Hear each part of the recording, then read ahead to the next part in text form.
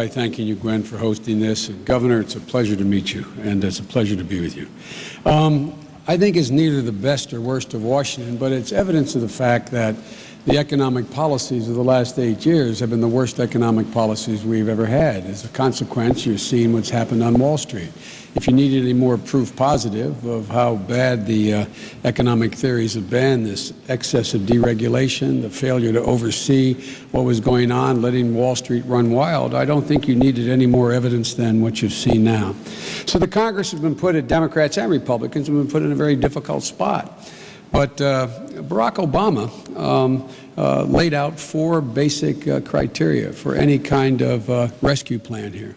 He first of all said there has to be oversight. We're not going to write any check to anybody unless there's oversight of the Secretary of Treasury. He secondly said you have to focus on homeowners and folks on Main Street. Thirdly, he said that if you have to treat the taxpayers like investors in this case. And lastly, what you have to do is make sure the CEOs don't benefit from this, because this could end up in the long run people making money off of this rescue plan.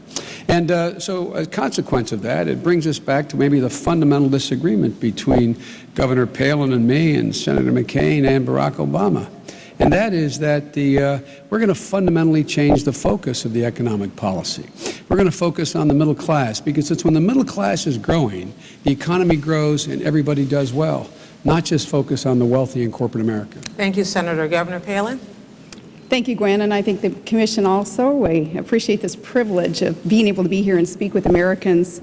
You know, I think a good barometer here as we try to figure out, has this been a good time or a bad time in America's economy, is go to a kid's soccer game on Saturday and turn to any parent there on the sideline and ask them, how are you feeling about the economy? And I'll bet you're going to hear some fear in that parent's voice. Fear regarding the few investments that some of us have in the stock market. Did we just take a major hit with those investments? Fear about how are we going to afford to send our kids to college? A fear as small business owners, perhaps how we're going to borrow any money to increase inventory or hire more people.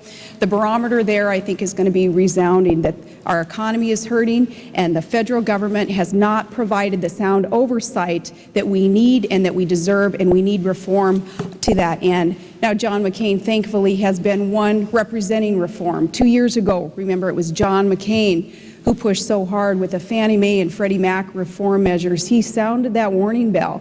People in the Senate with him, his colleagues, didn't want to listen to him and wouldn't go towards that reform that was needed then.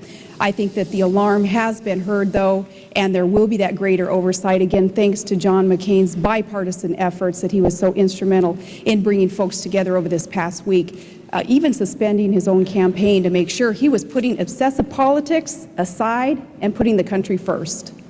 To be Vice President, Senator Biden, how, as Vice President, would you work to shrink this gap of polarization which has sprung up in Washington, which you both have spoken about here tonight? Well, that's what I've done my whole career, Gwen, on very, very controversial issues, from dealing with violence against women to putting 100,000 police officers in the street to trying to get something done about the genocide that was going on in Bosnia. I have been able to reach across the aisle. I think it's fair to say that I have almost as many friends on the Republican side of the aisle as I do the Democratic side of the aisle. But am I able to respond to, are we able to stay on the on you the may, top? if you like. Yeah, well, you know, until 2 weeks ago, it was 2 Mondays ago, John McCain said at 9 o'clock in the morning that the fundamentals of the economy were strong. 2 weeks before that, he said, George, we've made great economic progress under George Bush's policies. 9 o'clock, the economy was strong. 11 o'clock that same day, 2 Mondays ago, John McCain said that we have an economic crisis. That doesn't make John McCain a bad guy, but it does point out he's out of touch. Those folks on the sidelines knew that 2 months ago. Governor Palin, you may respond. John McCain, in referring to the fundamental of our economy being strong, he was talking to and he was talking about the American workforce, and the American workforce is the greatest in this world, with the ingenuity and the work ethic that is just entrenched in our workforce. That's a positive, that's encouragement, and that's what John McCain meant. Now, what I've done as a governor and as a mayor is truly had that track record of reform, and I've joined this team that is a team of mavericks with John McCain, also with his track track record of reform, where we're known for putting partisan politics aside to just get the job done. Now, Barack Obama, of course, he's pretty much only voted along his party lines. In fact, 96% of his votes have been solely along party line, not having that proof for the American people to know that his commitment, too, is, you know, put the partisanship, put the special interests aside, and get down to getting business done for the people of America. We're tired of the old politics as usual, and that's why, with all due respect, I do respect your years in the U.S. Senate, but I think Americans are craving something new and different, and that new energy and that new commitment that's going to come with reform. I think that's why we need to send the maverick from the Senate and put him in the White House, and I'm happy to join him there.